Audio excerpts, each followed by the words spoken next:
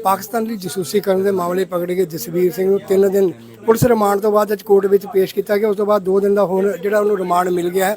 ਉਹ ਚੀਜ਼ਾਂ ਅਸੀਂ ਵੈਰੀਫਾਈ ਕਰਨੀਆਂ ਤੇ ਇੱਕ ਕਹਿੰਦੇ ਸਾਨੂੰ ਮਾਰਨਿੰਗ ਦੇ ਵਿੱਚ ਇਹਦਾ ਲੈਪਟਾਪ ਮਿਲਿਆ ਜਸਵੀਰ ਸਿੰਘ ਦਾ। Welcome to Pakistan. This YouTube.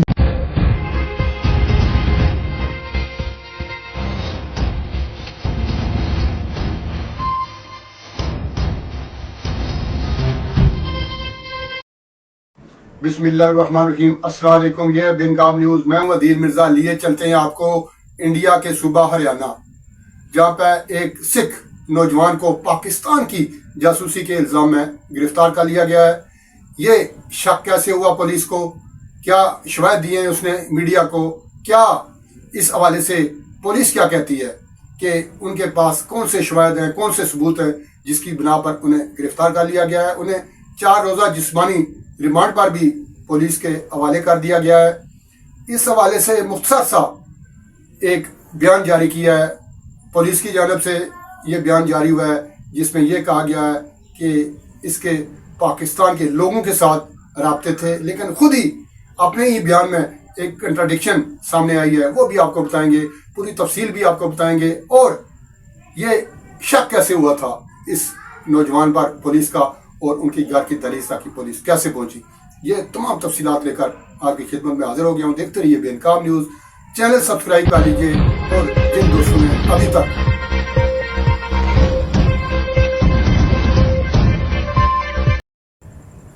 Haryana के इलाके रूपनगर के एक गांव महिला के रहने वाले ये नौजवान जसबीर सिंह हैं। 26 साल इनकी उम्र है, शादीशुदा है, एक बीवी एक बेटे के साथ वो रैश पजीर है।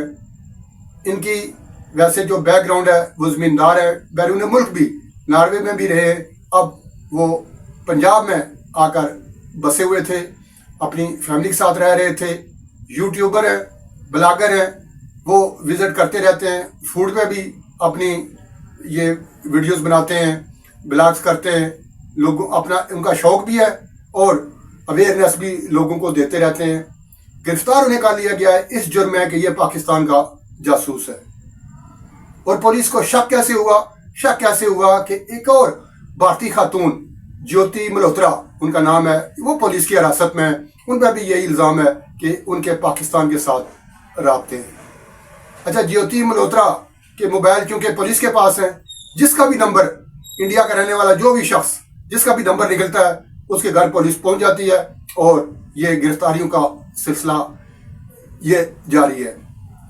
भारतीय रियासत जो है इस वक्त एक जख्मी शेर की तरह वो ना बिखरी हुई है, और सारा गुस्सा वो अपने शहरियों पर निकाल रही है।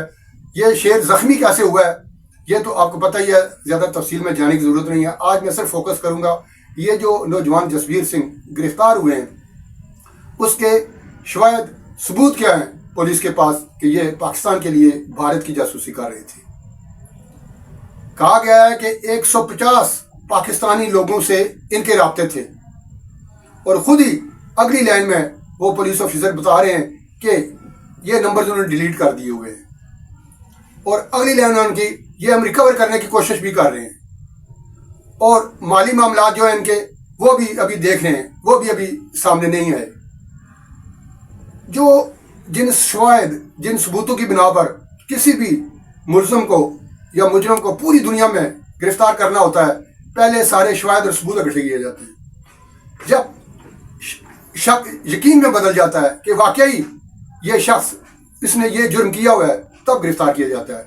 लेकिन पाकिस्तान और इंडिया में गंगा उल्टी बहती है।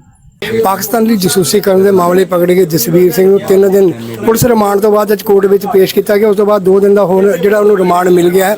ਸਾਡੇ ਨਾਲ ਐਡਵੋਕੇਟ ਨੇ ਸ਼ੁਕਲਾ ਜੀ, ਉਹਨਾਂ ਨਾਲ ਗੱਲਬਾਤ ਕਰਾਣੇ ਵੀ ਆਫਟਰ ਕਿਉਂ ਇਹਨਾਂ ਨੂੰ ਪਕੜਿਆ ਗਿਆ, ਕਿਸ ਤਰ੍ਹਾਂ ਪਕੜਿਆ ਗਿਆ। ਅੱਜ ਸਰ ਜਸਬੀਰ ਸਿੰਘ ਨੂੰ 3 ਦਿਨ ਦੇ ਪੁਲਿਸ ਰਿਮਾਂਡ ਤੋਂ ਬਾਅਦ ਅੱਜ ਕੋਰਟ ਦੇ ਵਿੱਚ ਪੇਸ਼ ਕੀਤਾ ਗਿਆ। ਕੋਰਟ ਵਿੱਚ ਪੇਸ਼ ਕਰਨ ਤੋਂ ਬਾਅਦ ਸਰ ਪੰਜਾਬ ਪੁਲਿਸ ਨੇ 7 ਦਿਨ ਦਾ ਪੁਲਿਸ ਰਿਮਾਂਡ ਹੋਰ ਰਿਕੁਐਸਟ ਕੀਤੀ ਸੀ ਕੋਰਟ ਤੋਂ।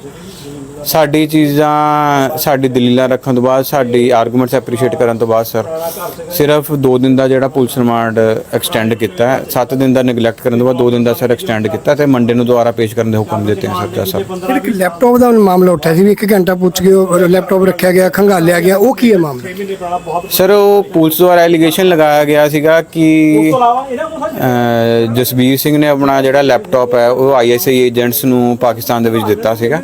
ਬਟ ਸਰ ਅਸੀਂ ਜਦ ਜਸਬੀਰ ਸਿੰਘ ਨਾਲ ਗੱਲ ਕੀਤੀ ਤੇ ਅਸੀਂ ਕੋਰਟ ਦੇ ਮੂਹਰੇ ਵੀ ਇਹੀ ਗੱਲ ਕੀਤੀ ਕਿ ਜਦ ਅਸੀਂ ਕਿਸੇ ਕੰਟਰੀ ਦੇ ਵਿੱਚ ਐਂਟਰ ਕਰਨਾ ਹੁੰਦਾ ਸਰ, 에ਅਰਪੋਰਟ ਤੇ ਆਪਾਂ ਜਾਂਦੇ ਹਾਂ ਤਾਂ ਇੱਕ ਪ੍ਰੋਸੀਜਰ ਤਹਿਤ ਸਿਕਿਉਰਿਟੀ ਚੈੱਕ ਹੁੰਦਾ। ਉਹ ਸਿਕਿਉਰਿਟੀ ਚੈੱਕ ਦੇ ਵਿੱਚ ਸਾਨੂੰ ਸਾਰੇ ਗੈਜਟਸ ਰੱਖਣੇ ਪੈਂਦੇ ਆ, ਆਪਣਾ ਲੈਪਟਾਪ, ਇਹਨੇ ਆਪਣਾ ਕੈਮਰਾ, ਆਪਣਾ ਮੋਬਾਈਲ ਫੋਨ, ਇਹ ਸਭ ਕੁਝ ਇਹਨੇ ਸਿਕਿਉਰਿਟੀ ਚੈੱਕ ਥਰੂ ਜਿਹੜਾ ਹੈ ਉਹ ਗੁਜ਼ਰਿਆ। ਸਿਰਫ 5 ਤੋਂ ਲੈ ਕੇ 10 ਮਿੰਟ ਦੇ ਵਿੱਚ ਉਹ ਸਿਕਿਉਰਿਟੀ ਚੈੱਕ ਦੇ ਵਿੱਚ ਉਹ ਸਿਕਿਉਰਿਟੀ ਪਰਸਨਲਸ ਕੋਲ ਰਿਹਾ ਸਰ। ਨਾ ਇਹਨੇ ਕਿਸੇ ਨੂੰ ਅਸੈਸ ਕਰਨ ਦਿੱਤਾ ਲੈਪਟਾਪ ਸਰ, ਨਾ ਲੈਪਟਾਪ ਕਿਸੇ ਨੇ ਇਹਦਾ ਅਸੈਸ ਕੀਤਾ ਸਰ। ਇਹ ਸਿਰਫ ਬੇਬੁਨਿਆਦ ਗੱਲ ਜਿਹੜੀ ਹੈ ਪੁਲਿਸ ਨੇ ਰੱਖੀ ਹੈ। ਇੱਕ ਜੱਟਾ ਰੰਧਾਵਾ ਨਾਲ ਦੇ ਬਰਾੜ ਨਾਲ ਜਿਹੜੇ ਲਿੰਕ ਸੰਬੰਧ ਸਾਹਮਣੇ ਆਏ, ਉਹ ਕੀ ਹੈ ਮਾਮਲਾ? ਸਰ ਇਹ ਚੀਜ਼ਾਂ ਸਿਰਫ ਮੀਡੀਆ ਦੇ ਵਿੱਚ ਫਲੋਟ ਹੋ ਰਹੀਆਂ। ਪੁਲਿਸ ਨੇ ਕੋਈ ਸਰਕਾਰੀ ਵਕੀਲ ਨੇ ਇਸ ਦਾ ਨਾ ਸਿਰ ਢਿੱਲੋਂ ਦਾ ਕਿਸੇ ਦਾ ਨਾਮ ਲਿੱਤਾ, ਨਾ ਕੋਈ ਜੱਟ ਰੰਧਾਵੇ ਦਾ ਸਰ ਇਹੋ ਜਿਹਾ ਨਾਮ ਲਿੱਤਾ, ਕਿਸੇ ਬੰਦੇ ਦਾ ਇਹੋ ਜਿਹਾ ਨਾਮ ਲਿੱਤਾ, ਨਾ ਇਹਦੇ ਨਾਲ ਲਿੰਕ ਜੋੜਨ ਦੀ ਕੋਈ ਗੱਲ ਕੀਤੀ ਹੈ ਪੁਲਿਸ ਨੇ, ਨਾ ਹੀ ਕੋਈ ਸਰ ਇਹੋ ਜਿਹੀ ਚੀਜ਼ ਪੁਲਿਸ ਨੇ ਕੋਰਟ ਦੇ ਮੂਹਰੇ ਰੱਖੀ ਹੈ ਸਰ।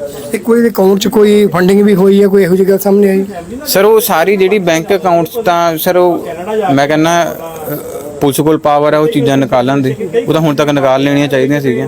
ਕੋਈ ਵੀ ਚੀਜ਼ ਸਰ ਇਹੋ ਜਿਹੀ ਪੇਸ਼ ਨਹੀਂ ਕਰ ਪਾਈ ਜਿੱਥੋਂ ਸਾਬਤ ਹੋਵੇ ਕਿ ਇਹਨੂੰ ਕੋਈ ਇੰਟਰਨੈਸ਼ਨਲ ਫੰਡਿੰਗ ਹੋਈ ਹੈ ਜਾਂ ਕੋਈ ਇਹੋ ਜਿਹੀ ਗੱਲ ਹੋਈ ਹੈ ਸਰ। ਇਹ ਕੋਈ ਮੋਬਾਈਲ ਦੇ ਵਿੱਚੋਂ ਕੋਈ 150 ਦੇ ਕਰੀਬ ਜਿਹੜੇ ਪਾਕਿਸਤਾਨੀ ਨੰਬਰ ਨਿਕਲੇ ਆ, ਉਹ ਕੀ ਹੈ? ਸਰ ਉਹ ਪੁਲਿਸ ਨੇ ਐਲੀਗੇਸ਼ਨ ਲਗਾਇਆ ਹੈ ਕਿ ਇਹਦੇ ਮੋਬਾਈਲ ਤੋਂ 150 ਪਾਕਿਸਤਾਨੀ ਨੰਬਰ ਨਿਕਲੇ ਆ, ਕੋਈ ਫੀਮੇਲ ਫਰੈਂਡ ਦਾ ਇਹਨੇ ਨਾਮ ਲਿੱਤਾ ਹੈ। ਉਹ ਚੀਜ਼ਾਂ ਅਸੀਂ ਵੈਰੀਫਾਈ ਕਰਨੀਆਂ ਤੇ ਇੱਕ ਕਹਿੰਦੇ ਸਾਨੂੰ ਮਾਰਨਿੰਗ ਦੇ ਵਿੱਚ ਇਹਦਾ ਲੈਪਟਾਪ ਮਿਲਿਆ ਜਸਬੀਰ ਸਿੰਘ ਦਾ, ਤੇ ਉਹ ਅਸੀਂ ਵੈਰੀਫਾਈ ਕਰਨਾ, ਉਹਦਾ ਡਾਟਾ ਵੈਰੀਫਾਈ ਕਰਨਾ। ਉਸ ਚੀਜ਼ ਦੇ ਮੱਦੇਨਜ਼ਰ ਸਿਰਫ 2 ਦਿਨ ਦਾ ਜਿਹੜਾ ਪੁਲਿਸ ਰਿਮਾਂਡ ਐਕਸਟੈਂਡ ਕੀਤਾ ਸੀ। ਇੱਕ ਆਪਣੇ ਜਿਹੜੀ ਮਹਿਲਾ ਮਿੱਤਰ ਹੈ ਉਹਨੂੰ ਵੀ ਪਾਕਿਸਤਾਨ ਲੈ ਕੇ ਗਿਆ ਸੀ, ਉਦੋਂ ਦੇ ਅਧਿਕਾਰੀਆਂ ਨਾਲ ਵੀ ਮੁਲਾਕਾਤ ਕਰਾਈ ਸੀ, ਹੁਣ ਉਹਦੇ ਤੋਂ ਵੀ ਕੋਈ ਪੁੱਛਗਿੱਛ ਕੀਤੀ ਜਾਊਗੀ? ਸਰ ਉਹ ਇਨਵੈਸਟੀਗੇਸ਼ਨ ਦਾ ਪਾਰਟ ਹੈ, ਮੈਂ ਉਸ ਚੀਜ਼ ਦੇ ਬਾਰੇ ਨਹੀਂ ਕਮੈਂਟ ਕਰ ਸਕਦਾ। ਪਰ ਲੈ ਕੇ ਗਿਆ ਸੀ ਪਾਕਿਸਤਾਨ ਨੂੰ? ਸਰ ਇਹਦੇ ਬਾਰੇ ਤਾਂ ਉਹ ਕਹਿੰਦਾ ਕਿ ਮੇਰਾ ਤਾਂ ਕਿਸੇ ਨਾਲ ਕੋਈ ਲਿੰਕ ਨਹੀਂ ਹੈਗਾ ਸਰ, ਨਾ ਮੈਂ ਕਿਸੇ ਪਾਕਿਸਤਾਨੀ ਅਧਿਕਾਰੀਆਂ ਨਾਲ ਵੀ ਮਿਲਿਆ ਸੀ ਜਿੰਨੇ ਵਾਰੀ ਉਹ 3 ਵਾਰੀ ਜਾਂ 4 ਵਾਰੀ ਪਾਕਿਸਤਾਨ ਗਿਆ? ਸਰ 3-4 ਵਾਰ ਹੀ ਨਹੀਂ, ਸਿਰਫ ਇੱਕ ਵਾਰ ਜਿਸ ਦਿਨ ਪਾਕਿਸਤਾਨ ਡੇ ਜੋ ਆਪਾਂ ਵੀਡੀਓਜ਼ ਦੇਖ ਰਹੇ ਹਾਂ, ਫੋਟੋਜ਼ ਦੇਖ ਰਹੇ ਹਾਂ, ਇਹਨੇ ਸੈਲੀਬ੍ਰੇਸ਼ਨ ਕੀਤੀਆਂ ਸੀਗੀਆਂ। ਉਸ ਤੋਂ ਇਲਾਵਾ ਸਰ ਇਹ ਕਿਸੇ ਨੂੰ ਨਾਲ ਲਿੰਕ ਨਹੀਂ ਸੀਗਾ, ਕਿਸੇ ਨੂੰ ਬੁਲਾਉਂਦਾ ਨਹੀਂ ਸੀਗਾ, ਨਾ ਕੋਈ ਇਹਦੇ ਨਾਲ ਲਿੰਕ ਦੇ ਵਿੱਚ ਸੀਗਾ ਸਰ। ਸਿਰਫ ਪੁਲਿਸ ਨੇ ਬੇਬੁਨਿਆਦ ਗੱਲਾਂ ਰੱਖ ਕੇ ਇਸ ਚੀਜ਼ ਨੂੰ ਪੰਜਾਬ ਪੁਲਿਸ ਨੇ ਲਾਈਮਲਾਈਟ ਆਉਣ ਦੇ ਵਿੱਚ ਸਰ ਇਹ ਚੀਜ਼ਾਂ ਰੱਖੀਆਂ।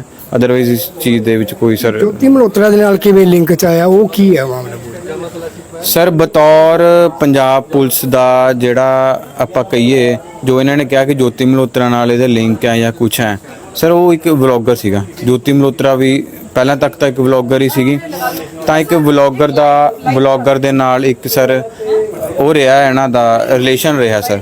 ਉਸ ਚੀਜ਼ ਤੋਂ ਇਲਾਵਾ ਤਾਂ ਸਰ ਕੋਈ ਇਹੋ ਜਿਹਾ ਲਿੰਕ ਇਹਨਾਂ ਨੇ ਸਾਬਤ ਨਹੀਂ ਕੀਤਾ ਕਿ ਕੋਈ ਇਕੱਠੇ ਕਿਸੇ ਨੂੰ ਡਾਟਾ ਲੀਕ ਕਰਦੇ ਸੀਗੇ, ਕੋਈ ਸੈਂਸਿਟਿਵ ਇਨਫੋਰਮੇਸ਼ਨ ਲੀਕ ਕਰਦੇ, ਕੋਈ ਇਹੋ ਜਿਹੀ ਚੀਜ਼ ਨਹੀਂ ਰੱਖੀ ਗਈ ਸਰ। 3 ਦਿਨ ਦੇ ਰਿਮਾਂਡ ਦਰਮਿਆਨ ਕੋਈ ਪੁੱਛਗਿੱਛ ਵਿੱਚ ਕੋਈ ਗੱਲਾਂ ਸਾਹਮਣੇ ਆਈਆਂ ਵੀ ਇਹਨੇ ਆ ਬੋਲਿਆ, ਕੋਈ ਪੁਲਿਸ ਨਾਲ ਗੱਲਬਾਤ ਹੋਈ ਹੈ, ਤਸਵੀਰ ਨਾ ਹੋਈ ਹੋਵੇ? ਸਰ ਉਹ ਮੈਟਰ ਆਫ ਇਨਵੈਸਟੀਗੇਸ਼ਨ ਆ, ਉਹ ਪੁਲਿਸ ਦੱਸ ਸਕਦੀ ਸਰ। 2 ਦਿਨ ਦਾ ਰਿਮਾਂਡ ਕੀ ਕਹਿ ਪੁਲਿਸ ਲੈ ਕੇ ਲਿਆ ਉਹਨਾਂ ਵੀ 2 ਦਿਨ ਦੇ ਕੀ ਹਾਸਲ ਕਰਿਆ? ਸਰ ਉਹ ਕਹਿੰਦੇ ਕਿ ਲੈਪਟਾਪ ਅੱਜ ਸਾਨੂੰ ਸਵੇਰੇ ਮਿਲਿਆ, ਉਸ ਚੀਜ਼ ਦਾ ਡਾਟਾ ਅਸੀਂ ਅਜੇ ਕੱਢਣਾ ਤੇ ਉਹ ਡਾਟਾ ਇਹਦੇ ਨਾਲ ਕੋਰਿਲੇਟ ਕਰਕੇ ਇਹ ਤੋਂ ਵੈਰੀਫਾਈ ਕਰਵਾਉਣਾ ਵੀ ਕਿਆ ਡਾਟਾ ਇਹਦੇ ਵਿੱਚ। ਚਲੋ ਸ਼੍ਰੀਨਗਰ ਲੈ ਕੇ ਜਾਣ ਦੀ ਵੀ ਗੱਲ ਉੱਠੀ ਸੀ, ਉਹ ਕੀ ਹੈ ਉੱਥੇ, ਉਹ ਹੈ ਕੋਈ? ਨਹੀਂ ਸਰ ਕੋਈ ਇਹੋ ਜਿਹੀ ਗੱਲ ਨਹੀਂ ਪੁਲਿਸ ਨੇ ਰੱਖੀ, ਕੋਈ ਸ਼੍ਰੀਨਗਰ ਦਾਅਵੇਬਾਜ਼ੀ ਝੂਠੇ ਆ? ਨਹੀਂ, ਕੁਛ ਇਹੋ ਜਿਹੀ ਗੱਲ ਰੱਖੀ ਹੋਣੀ ਸਰ। ਧੋਖੇ ਨਾਲ ਫਸਾਇਆ ਗਿਆ, ਧੱਕੇ ਨਾਲ ਫਸਾਇਆ ਗਿਆ? ਜੀ ਸਰ ਬਿਲਕੁਲ ਹੈ ਨਾ, ਕੋਈ ਇਹਦੇ ਕੋਈ ਐਲੀਗੇਸ਼ਨਸ ਪ੍ਰੂਵ ਨਹੀਂ ਹੋ ਰਹੇ ਸਰ ਇਹਦੇ ਹਜੇ ਤੱਕ।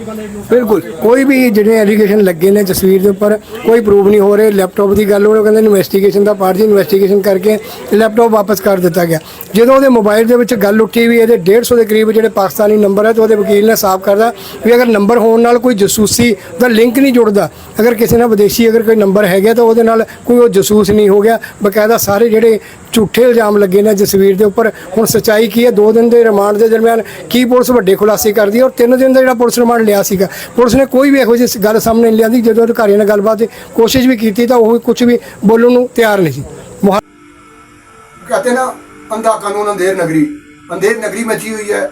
जिस भी नौजवान पर यह शक होता है, किसी भी पाकिस्तानी शख्स का, किसी पाकिस्तानी नौजवान का, किसी पाकिस्तानी रिश्तेदार का, उसके फ़ोन से नंबर बरामद हो जाता है, उसे गिरफ्तार कर लिया जाता है। ये जो नौजवान है महिला गांव के रहने वाले, ये जमींदार घराने से इनका ताल्लुक है। 4 एकड़ इनकी अपनी ज़मीन भी है। इनका जो गुजर बसर होता है वो अपनी ज़मीन पे होता है। ये तो महज एक शौक के लिए इन्हें जान महल के नाम से यूट्यूब चैनल बनाया हुआ है, जिससे वो अपना शौक पूरा करते हैं। लेकिन अब चूंकि वो पुलिस की हिरासत में, पुलिस ने इल्ज़ाम लगाया है पाकिस्तान की जासूसी का, और शक पुलिस को हुआ है कि चूंकि ज्योति मल्होत्रा का नंबर था इनके मोबाइल में, और ज्योति मल्होत्रा के मोबाइल भी ज़ाहिर पुलिस के पास हैं, और जिस शख्स का, जिस नौजवान का ज्योति मल्होत्रा के मोबाइल से नंबर बरामद होता है, उसके घर पुलिस पहुंच जाती है।